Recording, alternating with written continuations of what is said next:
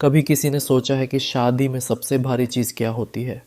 सोने की चूड़ियाँ, रेशमी साड़ी या फिर दूल्हे की घोड़ी? नहीं, सबसे भारी तो दहेज होता है जो एक पिता की कड़ी मेहनत और माँ की आहों का बोझ लिए आता है।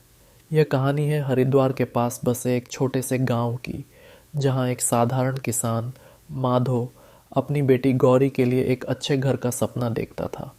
गौरी जितनी सुंदर थी, उतनी ही सादगी भरी।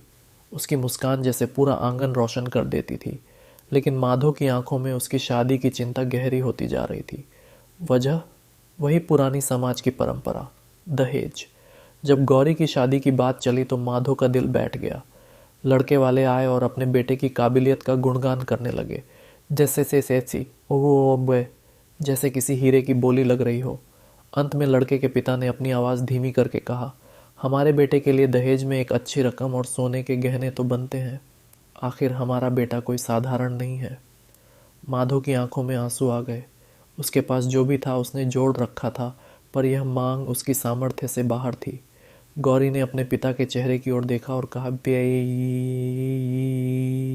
पिताजी, क्या सच में मेरी कीमत इन पैसों से आंकी जा सकती है? माधो की आंखें भर आईं, लेकिन उसके पास कोई जवाब नहीं था। अब कहानी में एक मोड़ आया। एक दिन गांव में एक ज्ञानी साधु आए, जिनके बारे में कहा जाता था कि उनके पास हर समस्या का समाधान होता है। माधो ने हिम्मत जुटाई और साधु से अपनी समस्या बताई।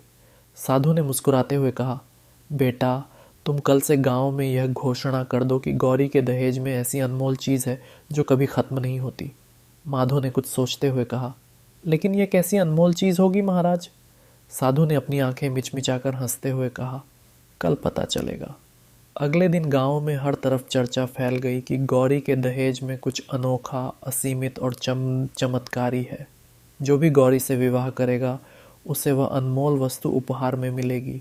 लड़के वालों के घर में तो मानो उत्सव जैसा माहौल बन गया। लड़के के पिता ने माधो से कहा, हमें दहेज की रकम नहीं चाहिए, हमें बस वो अनमोल चीज़ चाहिए। माधो ने मुस्कुराते हुए गौरी का हाथ पकड़कर कहा, यह मेरी बेटी की सच्चाई, उसकी मेहनत और उसका प्यार है,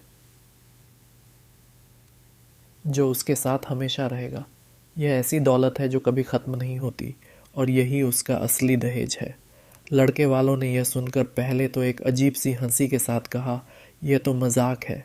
मगर गाँव वालों ने देखा कि गौरी के इस सच्चे दहेज के आगे लालच की हर चीज़ छोटी लग रही थी, और आखिर में गौरी के साहस और उसके पिता की सच्चाई ने समाज की सोच बदल दी।